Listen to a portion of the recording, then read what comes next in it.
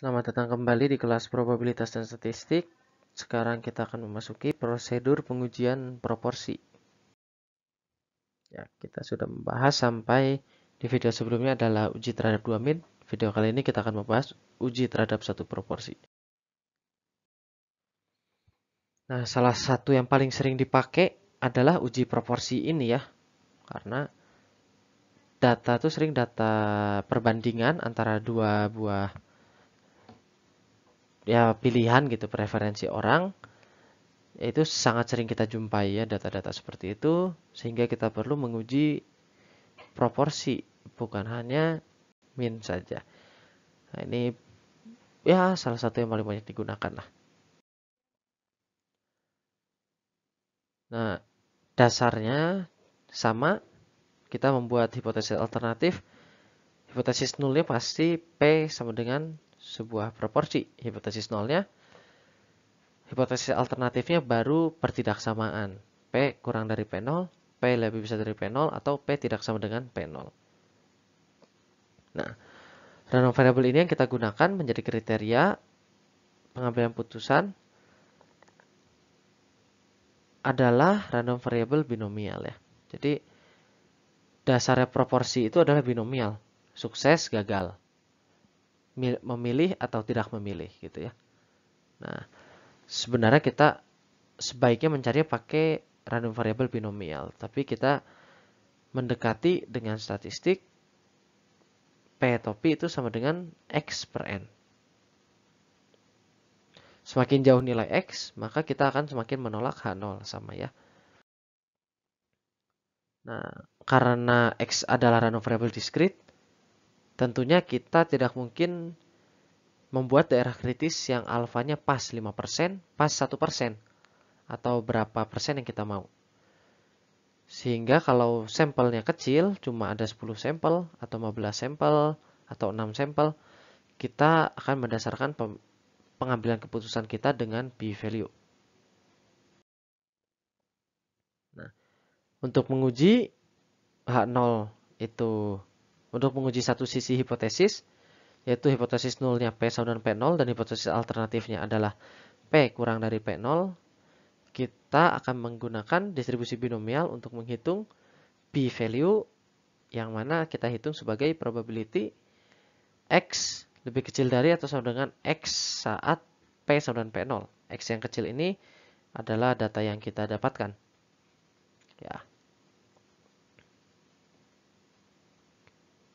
Data yang kita dapatkan misalkan dari 100 orang yang suksesnya itu yang kita anggap sebagai sukses 80 orang.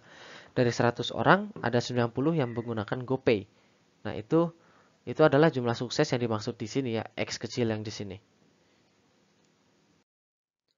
Ya, ini prosedur ujinya ya. Kita di sini menggunakan uji p-value untuk uji satu proporsi karena ya tadi itu ya. Kalau sampelnya kecil, kita bisa langsung menghitungnya dengan mudah. Yang pertama, kita tentukan tentu saja hipotesis nol dan alternatifnya. Lalu yang kedua, tentukan tingkat signifikansi alfa. Dan selanjutnya, statistik uji yang kita gunakan adalah random variable binomial X dengan P sama dengan P0. Yang keempat, dari sampel kita hitung X kecil, atau kita ambil sampling ke lapangan berukuran N. Kemudian dari situ kita hitung p-value-nya. Keputusannya gimana? Kita akan tolak H0 jika p-value yang kita dapatkan lebih kecil dari alfa. Tentunya p-value ini berbeda-beda ya. Untuk satu arah, p-value-nya itu tidak perlu dikali 2. Namun kalau untuk dua arah, p-value-nya dikalikan 2. Nah, kalau tadi untuk sampel sedikit, ini untuk sampel banyak, kita bisa mendekati binomial dengan distribusi normal. Seperti yang sudah kita pelajari di bab distribusi kontinu. Nah, ini bisa kita dekati bila N kali P-nya itu lebih besar dari 5. Ya. Jadi, kalau kita lihat, banyak statistik uji itu akan menggunakan Z. Banyak statistikawan akan menggunakan Z sebagai statistik uji jika ukuran sampelnya besar. Nah, ini pendekatannya. Z itu dihitung, Z-score-nya dihitung sebagai X dikurangin NP dibagi akar NPQ. Ya. N ini jumlah pengambilan data, P ini proporsi yang kita state di awal dibagi akar NPQ.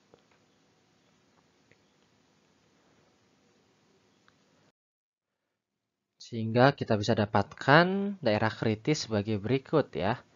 Daerah kritisnya itu Z alfa per 2 tetap atau negatif Z alfa per 2. Ini untuk dua sisi.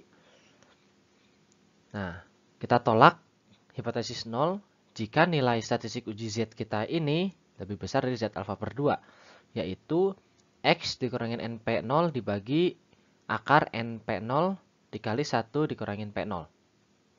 Ya. Kalau ada jatuh di luar daerah kritis, yaitu di antara negatif Z alfa per 2 sampai Z alfa per 2, maka kita tidak menolak H0. Ini prosedurnya. Tentunya paling pertama kita formulasikan hipotesis kita H0 dan H alternatif, hipotesis alternatif. Lalu kita tentukan tingkat signifikansi yang kita gunakan. Lalu ketiga, tentukan daerah kritis. Z lebih kecil dari negatif Z alfa, Z lebih besar dari Z alfa, atau Z lebih kecil dari negatif Z alfa per 2, dan Z lebih besar dari Z alfa per 2 untuk dua sisi ya. Bisa dibaca. Lalu kita kumpulkan N sampel, lalu kita hitung X-nya, berapa jumlah suksesnya.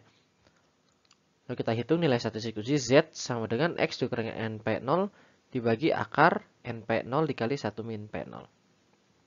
Nah, kalau masuk ke dalam daerah kritis ini yang antara A atau B atau C ini, tergantung kasus yang kita tinjau, maka tolak H0 ya. Karena nilai statistik uji jatuh pada daerah kritis. Contohnya pada bulan November 2019 kemarin, sudah dilakukan survei tentang penggunaan uang elektronik. Jumlah respondennya 1343. Setelah dilakukan data cleaning dan data screening, yaitu processing data dulu ya, terdapat 1000 data yang valid, 1000 responden yang valid. Nah, dari yang valid itu 891 dari 1011 responden tersebut menggunakan e-money. Jadi 88% responden di kota besar ya ini, netizen di Indonesia itu menggunakan e-money. Nah, gambar di halaman berikut ini menunjukkan proporsi pelanggan yang menggunakan jenis elektronik tertentu, jenis uang elektronik tertentu. Yang mana hanya ditanyakan kepada responden yang menggunakan e-money saja. Jadi N yang kita pakai adalah hanya 891 ya. Nah, ini kita lakukan uji hipotesis, apakah pengguna dana kurang dari 50%? Ya, kita gunakan tingkat signifikansi alfa sama dengan 5% dan alfa sama dengan 1%. Kita lihat ya, GoPay ada 85%. Jadi netizen Indonesia tuh yang menggunakan e-money menggunakan GoPay. Ya, jadi 85% dari 88% ya. Kalau terhadap Indonesia, tapi kalau terhadap pengguna e-money, 85% pengguna e-money itu menggunakan GoPay. Lalu disusul oleh OVO 76,8%, lalu Dana 47% dan seterusnya. Nah, dari sini kita tentukan dulu hipotesis awalnya apa tadi? Proporsinya itu tidak kurang dari 50%. Jadi proporsinya 0,5 ya, hipotesis 0-nya P sama dengan 0,5. Walaupun disebutnya tidak kurang dari, kita pakainya tetap sama dengan di hipotesis 0. Lalu hipotesis alternatif P kurang dari 0,5. Ya, ini langkah step 1 sudah. Step 2 kita lanjutkan. Kita tentukan alfa, yaitu 0,01 dan 0,05. Lalu step 3 kita tentukan daerah kritis. Karena ini satu sisi, maka Z yang kita cari adalah Z 0,05 dan Z 0,01. Yang mana nilainya adalah 1,64 dan 2,33. Kita sedang menguji satu sisi bawah, maka dari itu daerah kritisnya terbentuk Z kurang dari negatif 1,64 dan Z kurang dari negatif 2,33. Itu untuk alfa 0,05 dan alfa 0,01. Statistik uji yang digunakan di sini Z, yang mana tadi adalah 47%, jadi 0,47 dikali 891 dikurangin 0,5 dikali 891 dibagi akar 891 dikali P0 dikali 1 min P0, yang mana nilainya adalah 0,5 dikali 0,5. Didapat Z-nya adalah negatif 1,791. Ini step keempat. Sehingga karena kita tahu Z-nya itu ada di antara Z alfa sama dengan 0,01 dan Z 0,05 di sini, maka kesimpulannya kita tolak H0 dengan tingkat signifikansi 5%, namun tidak tolak H0 dengan tingkat signifikansi 1%. Jadi kalau pengen teliti kita belum bisa bilang kalau dana itu kurang dari 50%. Tapi kalau misalkan tidak perlu ketelitian yang tinggi, kita bisa bilang dana kurang dari 50% penggunanya itu ya. Nah, kalau kita gunakan p-value pendekatan normal, itu didapat nilainya adalah 0,03673. Nah, kalau dengan distribusi binomial, kita dapatkan nilainya adalah 0,03519. Jadi kita bisa lihat nilainya tidak terpaut beda jauh. Ya, kita simpulkan bahwa kita tolak H0.